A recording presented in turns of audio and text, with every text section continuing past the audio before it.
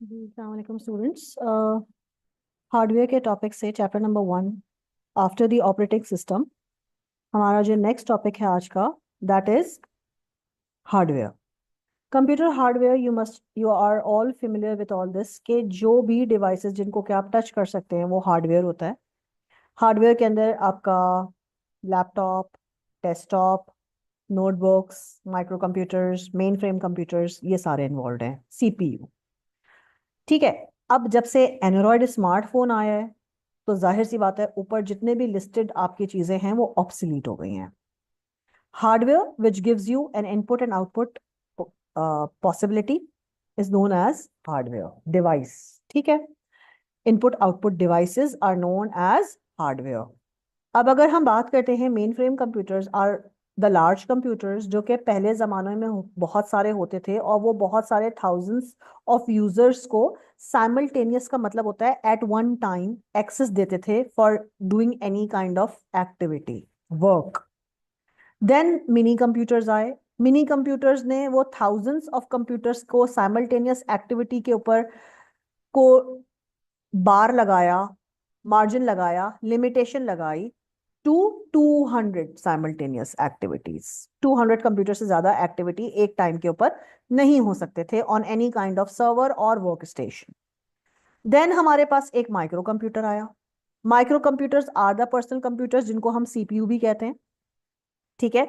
वो एक इंडिविजुअल एक टाइम पे एक माइक्रो कंप्यूटर यूज कर सकता था, एक पीसी यूज कर सकता है। तो अब जहां थाउजेंड्स थे फिर वहां पर 200 आए, फिर अब one individual. Now one individual जो हमारे माइक्रो कंप्यूटर से, जो हमारा सीपीयू जिसको हम कहते थे डेस्कटॉप कहते थे, वो फर्दर ऑन डिवाइड होकर के लैपटॉप पे आ गए। Laptop, notebook, notebook were the Chrome books, ठीक है। क्रोम बुक्स के बाद फिर हमारे लैपटॉप्स आ गए। लैपटॉप्स के बाद फिर आपके पास छोटा सा एक गैजेट होता था जिसको हम कहते थे personal digital PDA, personal digital assistant. उसके पास एक पेन टाइप की चीज भी होती थी जिसके अंदर आप सारी चीजें रिकॉर्ड उसके ऊपर करते थे। देन जब से आपका स्मार्ट एंड्रॉइड फोन आया है, स्मार्टफोन आया है, तब से ऊपर की सारी चीजें जो है वो ऑब्सोलीट हो गई हैं। लैपटॉप अब यूज हो रहा है सिस्टम के ऊपर, वर्क स्टेशंस के ऊपर आपके पीसी सीपीयूज यूज हो रहे हैं, PC computers, personal computers use हो रहे हैं। बट अब हर इंसान, हर इंडिविजुअल जो है वो ज्यादा फेमिलियर है एंड्रॉइड स्मार्टफोन से, ठीक है। This is how technology is evolving. Then जब भी हमको हार्डवेयर, अभी कंप्यूटर यानी अब हम एक पर्सनल बंदे के बारे में बात नहीं कर रहे हैं, हम बात कर रहे हैं, हम प्लेटफॉर्म पे बात कर रहे हैं जहां पर ऑर्गेनाइजेशंस के हवाले से हम लोग, आईटी लैब्स हो गई, हर वर्क स्टेशन हो गया, हर वर्क स्टेशन के ऊपर आपके पास एक स्पेसिफिकेशन का सीपीयू, पर्सनल कंप्यूटर या लैपटॉप होना चाहिए। कुछ ऑर्गेनाइजेशंस अपने इंडिविजुअल्स को लैपटॉप की फैसिलिटी दे देते हैं ताकि वो पोर्टेबल होता है, लेके आने में और लेके जाने में, घर से बैठ के भी काम कर लेते हैं, ठीक है। तो अब इस हार्डवेयर को खरीदने में, एक्वायर करने में हम लोग करते हैं ITT, that is invitation to tender. Tender मतलब हमारे जितने भी वेंडर्स होते हैं वो हमारे एक रिक्वायरमेंट, एक स्पेसिफिक स्टैंडर्ड के ऊपर हमको अपना कोटेशन प्रोवाइड करते हैं, कोटेशन विथ स्पेसिफिकेशन डिटेल्स, और फिर हम डिपेंड करता है हम किस वेंडर को, जो हमें सबसे अच्छी प्राइसिंग देगा, सबसे अच्छी स्पेसिफिकेशन देगा, तो हम उसके कोटेशन को एक्सेप्ट कर लेते हैं और आगे प्रोसीड कर जाते हैं। फिर पेमेंट, मोड ऑफ पेमेंट भी उसी के ऊपर डिसाइड हो रही होती है, ठीक है। फिर हार्डवेयर की रिक्वायरमेंट, जो हम अभी स्पेसिफिकेशन का वर्ड यूज कर रहे थे, वहां पे हार्डवेयर की रिक्वायरमेंट होती है। सीपीयू का प्रोसेसिंग स्पीड क्या होगी, रोम कितना होगा, रैम कितना होगा, आपका data preparation, input and output, आपके पोर्ट्स कितने होंगे, ठीक है, आपके टर्मिनल पॉइंट्स कितने होंगे मशीन के, आपके कंप्यूटर नेटवर्क का मतलब होता है 4-5 कंप्यूटर को एक नेटवर्क से कनेक्ट कर दो। फॉर एग्जाम्पल कुछ कंपनीज होती हैं वो प्रिंटर जो है ना, वो प्रिंटर सर्वर से कनेक्ट कर देती हैं और सारे कंप्यूटर्स को उस नेटवर्क से, उस सर्वर कंप्यूटर से अटैच कर देती हैं। तो हमको 10 लोग अगर एक फ्लोर के ऊपर एक रूम के अंदर काम कर रहे हैं तो 10 लोगों को 10 प्रिंटर नहीं देनी पड़ते, एक प्रिंटर से अटैच कर देते हैं जिसको हम प्रिंट सर्वर बना देते हैं। तो प्रिंटर जो है वो शेयरिंग के अंदर 10 लोग यूज कर लेते हैं, ठीक है। तो इससे क्या होता है, कॉस्ट कटिंग हो जाती है, मेंटेनेंस भी इजी हो जाती है। आगे बढ़ते हैं। आपका जो सिस्टम, जो भी सिस्टम है उसके ऊपर डिफरेंट सॉफ्टवेयर होते हैं। माइक्रोसॉफ्ट ऑफिस हो गया, आपके ईआरपी हो गया, आपका कोई एमआईएस सिस्टम हो गया, आप अपने व्हाट्सएप को यूज कर रहे हैं, व्हाट्सएप भी ऐप है। ये basically compilation of data, storage of data provide करता है। और इसको भी एक्सेस करने के लिए आपके पास यूजर आईडी पासवर्ड होता है। आपका जो व्हाट्सएप भी है वो आपके जीमेल से कनेक्टेड है। ठीक है। सपोर्ट रिक्वायरमेंट, आपको मेंटेनेंस रिक्वायर्ड होती है, सिस्टम मेंटेनेंस। आपके सिस्टम के अंदर कोई भी प्रॉब्लम होता है आप आईटी हेल्प डेस्क पे कॉल करते हो, आप बैकअप लेते हो, आप ट्रेनिंग्स लेते हो, अटेंड करते हो। एडेप्टेबिलिटी का मतलब होता है changing as per the requirement of the environment. हम अपने सॉफ्टवेयर को, हम अपने हार्डवेयर को अपग्रेड कर रहे हैं, रैम रोम बढ़वाते हैं, एसएसडी कार्ड्स लगवाते हैं, स्पीड अप करवाते हैं। ठीक है। इक्विपमेंट्स की कैपेबिलिटीज को चेंज करते हैं as per the requirement of the environment. Environment का मतलब है जिस स्पीड में, जिस पेस के अंदर आईटी इवॉल्व कर रहा है उस हिसाब से हम अपने सिस्टम्स को अपग्रेड एंड अपडेट करते हैं। कॉन्स्ट्रेंट्स आते हैं, लोगों, human beings they are not trained still on SAP, ERP, quick pay, phone banking, ये अभी तक उनको हम ट्रेन कर रहे हैं। ठीक है। एग्जिस्टिंग हार्डवेयर कैपेसिटी, हमारा हार्डवेयर जो वो सपोर्ट नहीं कर रहा सॉफ्टवेयर ऐप को, तो हमको अपडेट करवाना है, अपग्रेड करवाना है। ठीक है। डिलीवरी डेट्स, हमसे प्रॉमिस किया गया था, मंथ एंड में नहीं प्रोवाइड हुआ, अगले नेक्स्ट ईयर हमसे हमें डिफरेंट यूनिट्स जो है वो प्रोवाइड किए जाएंगे, तो डिलीवरी डेट्स के अंदर डिले आ गया। Conversion requirement such as test time for the hardware and software, convert करना है आपने पुराने पूरे ऐप को, मूव करना है नए हार्डवेयर के ऊपर। ठीक है। तो कन्वर्जन टाइम होगा, टेस्टिंग टाइम होगा, टेस्ट फेज होगा कि आया कि हमारा जो नया हार्डवेयर है, जो भी हमारा नए पीसीज हैं, वो हमारी स्पेसिफिकेशन जो है वो सपोर्ट कर भी रही है हमारी ऐप को, सॉफ्टवेयर ऐप को, या नहीं। फिर facilities, that is conversion facilities, cost pricing, scheduling, cost, हर जगह पैसे इन्वॉल्व होते हैं।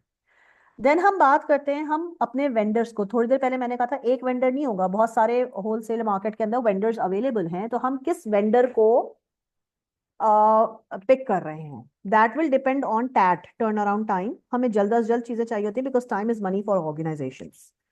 ठीक है। आगे बात करते हैं रिस्पॉन्स टाइम, हमें कौन कितनी जल्दी जवाब दे रहा होता है। कुछ वेंडर्स होते हैं वो थोड़े सुस्त होते हैं, तो we don't want to give orders to them, क्योंकि वो अभी सुस्ती दिखा रहे हैं, तो वो हमको डिलीवरी के अंदर कितनी सुस्ती दिखाएंगे। ठीक है। देन हमारा सिस्टम को रिएक्ट करने का time, processing time, workload, compatibility, compatibility के अंदर आपकी स्पेसिफिकेशंस भी आ जाती हैं, आपका इंटरफेस इन्वॉल्व हो जाता है, आपकी कैपेसिटी, स्टोरेज कैपेसिटी होती है, यूटिलाइजेशन कितना यूज होना है, बैटरी टाइमिंग्स हैं कि नहीं है, तो ये सारी चीजें आपकी हमें वेंडर डिसाइड करने में जो है वो इन्वॉल्व होती हैं। ठीक है।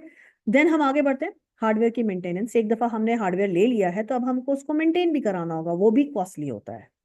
ठीक है। हमारी सर्विस, हमारी कोई ऑर्गेनाइजेशन है तो उसके अंदर सबसे पहले हम पायरेटेड सॉफ्टवेयर ऑपरेटिंग सिस्टम नहीं चाहिए, हमको चाहिए लाइसेंस्ड वर्जन, वो भी कॉस्टली है। फिर मेंटेनेंस, जो भी आईटी टीम से, जो भी वेंडर से हमने किया है, वो ईयरली या सेमी एनुअली जो है वो आ करके हमारे जो है वो सिस्टम्स को वायरस प्रोटेक्शन देगा, या साल में एक दफा 11th मंथ के अंदर हमारा एंटीवायरस जो है वो मेंटेनेंस पे जाएगा, तो that is also part of the maintenance cost. ठीक है। फिर आगे हम जाते हैं हार्डवेयर को मॉनिटर करना। हार्डवेयर के अंदर input output devices and CPU आ जाता है, उसको मॉनिटर करना। पावर का फेलियर था, कोई टेम्परेचर जो है वो हीट अप हो रही है कोई डिवाइस हमारी, तो हमको ये सारी चीजें जो है वो हार्डवेयर के एरर रिपोर्ट के अंदर मेंशन करनी है। ठीक है। अवेलेबिलिटी ऑफ द रिपोर्ट, हमारे पास कितनी देर के लिए कौन सा सिस्टम जो है वो अवेलेबल है फॉर यूटिलाइजेशन।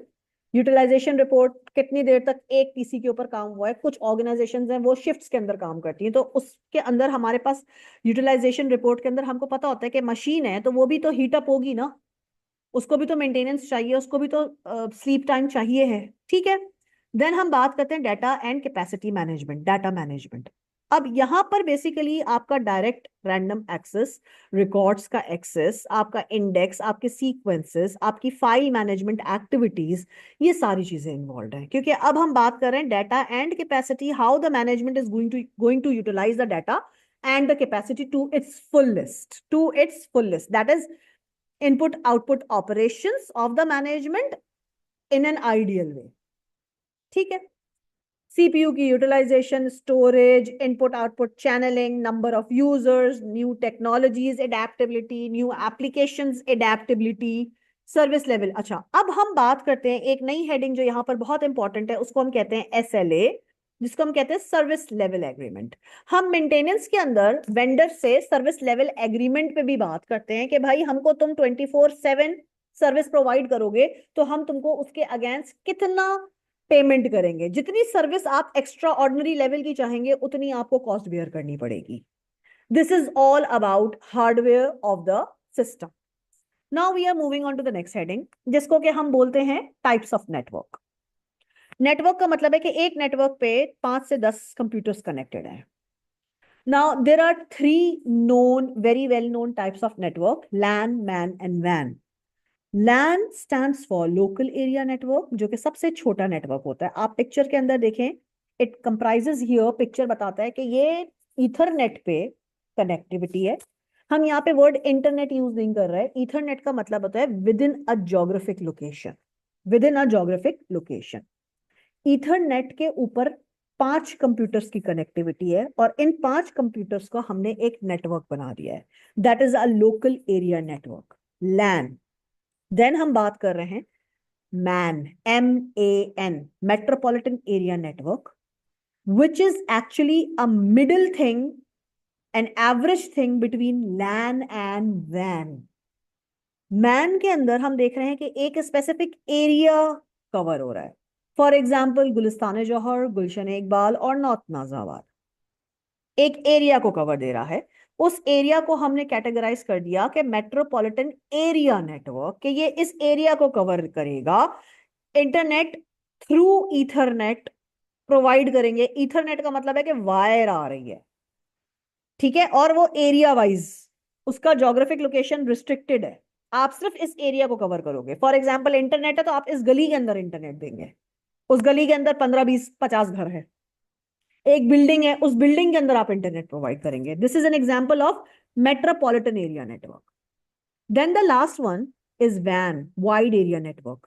एक पूरा सिटी आप इंटरनेट प्रोवाइड करेंगे कराची सिटी में. उस कराची सिटी के अंदर बहुत सारे दूसरे लैन एंड मैन इन्वॉल्व होंगे.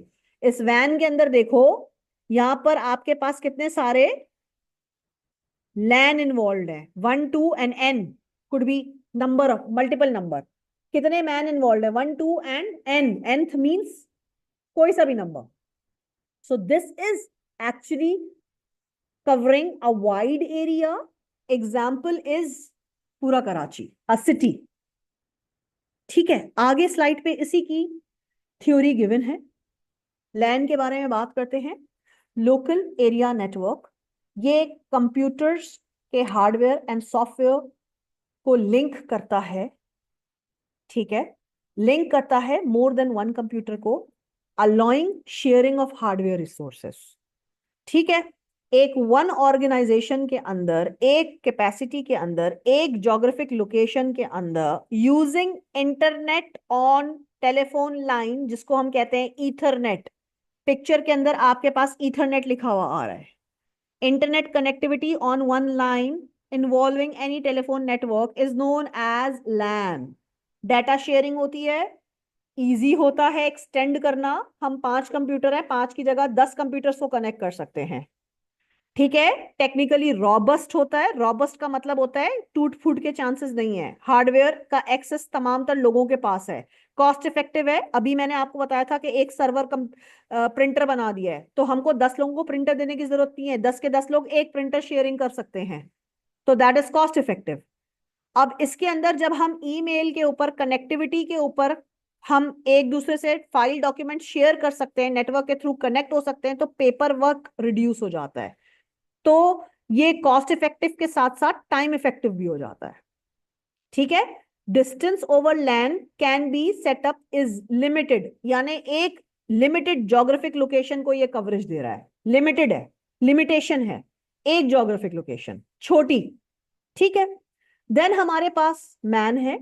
मैं यहां पर मैन को हाईलाइट कर रही हूं. ये मैन को देखो, मैं लैन वैन जो है वो लास्ट में करूंगी क्योंकि दोनों एक्सट्रीम्स हैं. दोनों एक्सट्रीम्स के बीच में एक मिड पॉइंट है, that is MAN. MAN cover कर रहा है over one specific region. For example, found out in towns, geographic location, एक मोहल्ला, एक टाउन, गुलिस्तान जौहर, गुलशन इकबाल. यहां पर काफी सारे डिफरेंट लैंड्स कनेक्टेड हो सकते हैं. देन द दूसरा extreme was when, wide area network. अब इसके अंदर आप टेलीफोन लाइन या मोडेम की कनेक्टिविटी को शेयर को यूज करते हुए हार्डवेयर के डिवाइसेस को लगा रहे हैं. फॉर एग्जांपल राउटर्स, अब इसके अंदर आप पूरे कराची पाकिस्तान के अंदर, फॉर एग्जाम्पल यहां पर लिखा हुआ है, एक जगह लिखा हुआ होगा, given that WAN is involved to use share of network, additionally security precautions and advisable including data encryption। और यहां पर एक चीज और लिखी हुई है कि ये एक एग्जाम्पल होती है, फॉर एग्जाम्पल वन सिटी। ठीक है, इसके बाद हम आते हैं, यहां पर आपका लैन मैन और वैन की कहानी खत्म हो गई। फिर डिवाइसेस आए राउटर्स के ऊपर, यहां पे राउटर लिखा हुआ था। अब इस वैन को हमने वायरलेस कनेक्टिविटी का नाम दिया यूजिंग राउटर्स। आपके मोहल्ले की खंबे से तार एक आती है आपके घर में, वो तार आपके राउटर में चली जाती है। उस राउटर से अब जितने भी वायरलेस डिवाइसेस हैं, जितने भी लैपटॉप, पीसी, एंड्रॉयड फोन है, वो कनेक्ट हो जाते हैं। तो ये हो गया वायरलेस। ठीक है, अब हम बात करते हैं यहां पर tape and disc management, TMS and OMS. ये ऑटोमेटेड टेप मैनेजमेंट सिस्टम होता है, इसको हम कहते हैं डिस्क मैनेजमेंट सिस्टम। ये एक स्पेशलाइज्ड सॉफ्टवेयर के तहत एक आपके टेप या डिस्क के ऊपर रिसोर्स कर रहा होता है और डाटा को सेव कर रहा होता है। आप अपने नादरा के एनआईसी कार्ड के अंदर देखें, एक टेप लाइन है। आप अपने क्रेडिट एंड डेबिट कार्ड के अंदर देखें, एक ब्लैक कलर की मैग्नेटिक टेप लाइन है। ये उस टेप लाइन के अंदर आपका अकाउंट डिटेल है, जो कि एक स्पेसिफिक मशीन रिक्वायर्ड होती है पॉइंट ऑफ सेल की, उसके ऊपर आप उसको स्वैप करते हैं तो आपका कार्ड की इंफॉर्मेशन आती है, आपका अमाउंट प्रोसेस करता है, आप जब पिन कोड डालते हैं अपना। ठीक है जी, तो this is another example here of the hardware devices. अब अगर हम बात करते हैं, the other word which is important for this chapter is topology. Topology is flow of information का रास्ता, route. Topology is a systematic description of network arrangement, के जो नेटवर्क के अंदर डाटा दो जगहों पे, दो नोड्स के ऊपर, सेंडर एंड रिसीवर के बीच में ट्रांसफर हो रहा है, वो किस रास्ते के थ्रू हो रहा है, उसकी कनेक्टिविटी पॉइंट्स क्या है, रूट क्या है, route of information, sharing of information क्या है। Bus topology, it is like people sitting in one line sequence, drop line number 1, drop line number 2, drop line number 3 between two ends, two nodes, that is sender and receiver.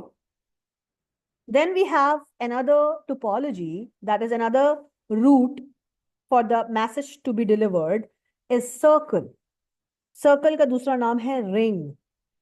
वहां पर एक and दूसरे and, यानी एक जो node है उसके दो नेबर्स हैं, हर नोड के दो नेबर्स हैं, और जो फर्स्ट है वो लास्ट है, जो फर्स्ट कनेक्टिविटी पॉइंट है वो लास्ट कनेक्टिविटी पॉइंट है। अब इनमें से किसी को भी फर्स्ट कंसिडर कर लो, वही लास्ट भी है। ठीक है, दिस इज रिंग। इसका कोई भी लूप होल ओपन नहीं है, it's a closed communication, it's a closed communication flow. Then हमारे पास हब आ गया, hub that the centre point, उससे वन ऑन वन चार पॉइंट्स कनेक्टेड हैं, चार नोड्स कनेक्टेड हैं, और चार नोड्स जो है वन सेंट्रल नोड से कनेक्टेड है। तो जो डिसीजन मेकर है, जो पावर रखता है, that is the hub, that is the hub. Then we have another style जिसको हम कहते हैं ट्री। ट्री का मतलब है कि फॉर एग्जाम्पल एक बिग बॉस है, एक बिग बॉस के अंदर दो डिफरेंट डिपार्टमेंट्स काम कर रहे हैं, department A and department B. Department A के अंदर फर्दर दो लोग काम कर रहे हैं, डिपार्टमेंट बी के अंदर भी फर्दर दो लोग काम कर रहे हैं।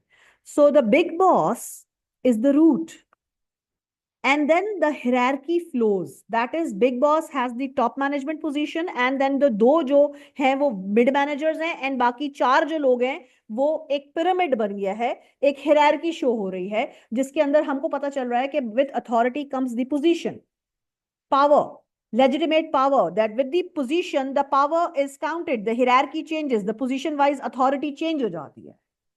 ठीक है, तो यहां पर हमने बात कर ली टोपोलॉजीज की।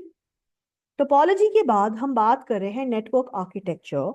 नेटवर्क आर्किटेक्चर के अंदर हम बात करते हैं, नेटवर्क का मतलब होता है multiple nodes are connected using a design, using a design.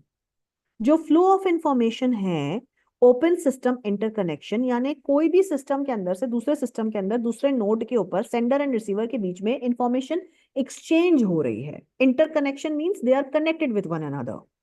आपने चैप्टर नंबर 1 के अंदर ईडीआई किया था। OSI is similar as EDI.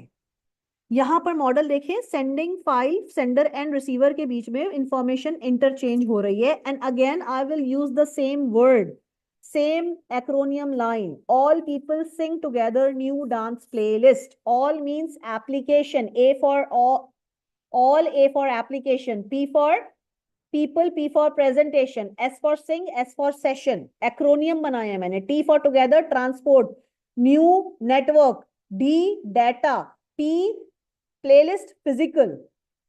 ठीक है। अब यहां पर सेंडर एंड रिसीवर के बीच में इंफॉर्मेशन एक्सचेंज हो रही है। फिजिकल से स्टार्ट करते हैं, ये मीडिया लेयर्स होता है, इसको मीडिया लेयर भी कहते हैं, रूट का layer. Computer only understands the language of binary 0 and 1। और डाटा जो ट्रांसफर होता है वो 8 बिट का एक बाइट बनता है। फिर हम frame, data link frame pick करते हैं कि भाई इंफॉर्मेशन कैसे ट्रेवल होगी, कोई एरर तो नहीं है बिट्स एंड बाइट्स के अंदर, एक स्टैक जिसके अंदर इंफॉर्मेशन ट्रेवल कर रही है। देन नेटवर्क, पैकेट्स के अंदर इंफॉर्मेशन ट्रेवल करती है, bits and bytes, bytes are the packets. ठीक है, वो नेटवर्क लेयर पे कनेक्टेड है। फिर दो पॉइंट्स के बीच में इंफॉर्मेशन एग्जिस्ट करेगी, सेंडर एंड रिसीवर, तो उसको हम ट्रांसपोर्ट कहते हैं। ट्रांसपोर्ट के बाद एक टाइम फ्रेम होता है, 60 सेकेंड्स, 2 मिनट्स, जितनी information, TAT turn around time, session time, before the session expires information deliver हो जानी चाहिए। फिर इंफॉर्मेशन की डिकोडिंग पार्ट आ रही होती है, प्रेजेंटेशन। दोनों sender and receiver should have the same syntax, coding level, app output. ठीक है। एंड देन एप्लीकेशन लेयर, कि आपने ऐप यूज करते हुए कोई भी ऐप, और ऐप दोनों सिस्टम को, दोनों यानी सेंडर एंड रिसीवर के पास जो सेम सिंटेक्स के अंदर information display should be same. That is the app, कोई सा भी ऐप यूज कर रहे हो डिस्प्ले सेम नजर आ रहा हो, ताकि आपकी इंफॉर्मेशन शेयरिंग जो वो करेक्टली एक्यूरेटली हो। यहां पर भी वही ईडीआई वाले पॉइंट्स रिपीट हो रहे हैं। फिजिकल लेयर अगेन ईथरनेट से कनेक्टेड है।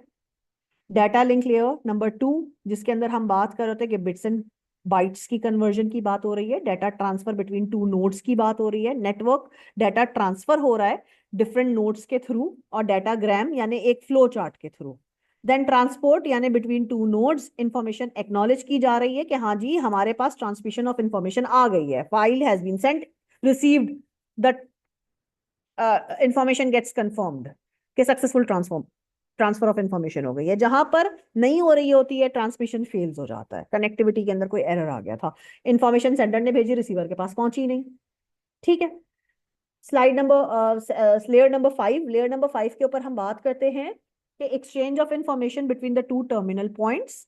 इसके अंदर रिमोट एप्लीकेशन भी इन्वॉल्व होती है, ठीक है, और कनेक्टिविटी इन्वॉल्व होती है। देन हमारे पास प्रेजेंटेशन, यानी सेम सेंटेक्स के अंदर प्रेजेंटेशन ऐप के ऊपर डिस्प्ले हो रही हो, ताकि ट्रांसफॉर्मेशन ऑफ डाटा के अंदर दोनों पार्टीज के बीच में एक ही इंफॉर्मेशन शेयर हो रही हो, इंफॉर्मेशन के अंदर किसी गलती का कोई गुंजाइश ना हो। फिर हमारे पास एप्लीकेशन, अब आप किस ऐप को यूज कर रहे हैं, आप ईमेल यूज कर रहे हैं, आप व्हाट्सएप यूज कर रहे हैं, and user should use the same app for interaction. And then हमारे पास यहां पर ओएसआई का काम खत्म हो गया है, ओपन सिस्टम इंटरकनेक्शन का काम खत्म हो गया है। अब हमारे पास एक नई हेडिंग आ गई जिसको हम कहते हैं टीसीपी आईपी। हम यूजली आईपी इंटरनेट प्रोटोकॉल कहते हैं, इसी को टीसीपी भी कहा जाता है, that is transmission control protocol.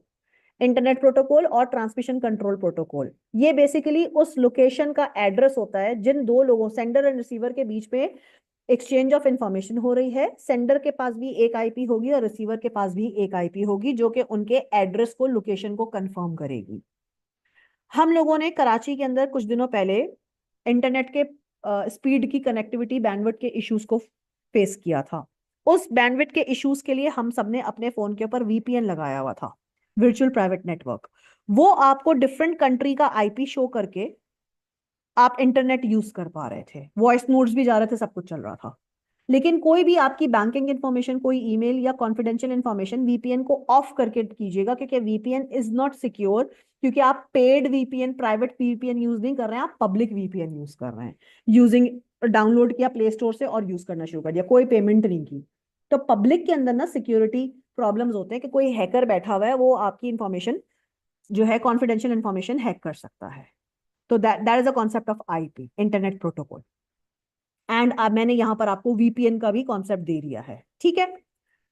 फिर हम बात कर रहे हैं जो कि मोस्ट इंपॉर्टेंट आपके with respect to the paper weightage जो कवर करता है, क्लाउड कंप्यूटिंग। क्लाउड कंप्यूटिंग को मैंने दो हिस्सों में बांट दिया है। One is the deployment size, मैंने किया आपके ऑथर ने, और ये बेसिकली समझाने का सबसे बेस्ट तरीका है। आपकी बुक के अंदर से ये मैंने पिक्चर नहीं ली हुई है, बट आपकी बुक के अंदर भी एक्सप्लेनेशन ऐसे ही है, बट बहुत कंफ्यूजिंग तरीके से है, तो इसलिए मैंने इस पिक्चर का सहारा लिया है आपको समझाने के लिए। क्लाउड कंप्यूटिंग के दो कंपोनेंट्स हैं, one is the deployment component and the other component is the service model component. पहले हम बात करते हैं डिप्लॉयमेंट कंपोनेंट का। प्राइवेट ऑर्गेनाइजेशन ने अपना प्राइवेट क्लाउड सर्वर खरीद लिया है, जिसके पैसे ज्यादा होंगे। पब्लिक आवाम के लिए फ्री में है, minimum charges, very minimum charges. Hybrid combination of both private and public. Private जाहिर सी बात है, सिक्योरिटी है, पूरा का पूरा आप सर्वर खरीद रहे हो तो कॉस्टली तो होगा। पब्लिक, आप शेयर, एक बिल्डिंग है उसके अंदर एक कमरा शेयर कर रहे हो, तो उतना जितना कमरा यूज करोगे उतने पैसे दे दोगे, सस्ते में काम हो जाएगा। हाइब्रिड कॉम्बिनेशन, कुछ इंफॉर्मेशन जो है वो पब्लिक की भी यूज की जा सकती है, जहां पर हमको लगेगा कि अब जो है ना यूजर आईडी पासवर्ड लगा देना चाहिए, तो हम प्राइवेट पे रखेंगे, ताकि हम प्राइवेट को कम से कम यूज करें, बिकॉज एक्सपेंसिव है ना, कॉस्टली है। यहां पर इसकी एग्जाम्पल ये गिवन है, पब्लिक, प्राइवेट एंड हाइब्रिड, और यही वर्ड्स लिखे हुए हैं, रीड कर लीजिएगा। अब मैं आपको समझाने जा रही हूँ सर्विस लेवल मॉडल, और सर्विस लेवल मॉडल के ऊपर मैं जहां से आपको समझाऊंगी वो ये है। There are three service level models, I double S, P double S, S double S. सबसे पहले इनकी एब्रीविएशन देखो। I double S stands for infrastructure as a service. Infrastructure को आप सर्विस के तौर पे यूज कर रहे हैं, ठीक है। कोई भी नेटवर्क आर्किटेक्चर, नेटवर्क बना रहा है, फूड पांडा बना, फूड पांडा का ऐप बना, ऐप डिजाइन हुआ तो किसी आर्किटेक्ट ने डिजाइन किया होगा, फिर वो सॉफ्टवेयर डेवलपर के पास गया होगा और उसने एक प्लेटफॉर्म एज अ सर्विस, एक प्लेटफॉर्म, फूड पांडा का एक प्लेटफॉर्म बनाया, ठीक है। पहले इंफ्रास्ट्रक्चर था, आइडिया था आर्किटेक्ट का, उसने एक प्लेटफॉर्म डेवलपर के थ्रू बनवाया, और उस प्लेटफॉर्म को यूज कौन कर रहा है? And user. इस पिक्चर के अंदर देखिए, infrastructure, platform as a service, infrastructure as a service, and then you are actually using serverless and software as a service. Serverless and software as a service. You're using WhatsApp, you're using Food Panda, that is just the application. Server से आप connected नहीं हो. It's a serverless service you are utilizing, जो कि किसी developer ने, किसी programmer ने बनाया है, और उसको डिजाइन किया है किसी आर्किटेक्ट ने। यहां पर एक एक लाइन के अंदर इसकी एक्सप्लेनेशन गिवन है, you can go through this, and इसके अलावा भी एक जगह गिवन है। What is IaaS? IaaS provides on-demand access of computing resources such as servers, storage, and networking and virtualizing. IaaS is an attractive because acquiring computing resources to run application. हम पहले resources देख रहे हैं। Food पांडा वाले आए, उन्होंने एक idea लाके दिया, और हमें, हमारे पास रिसोर्सेस थे, हमने उसको सोचा कि हम कैसे बनाएंगे।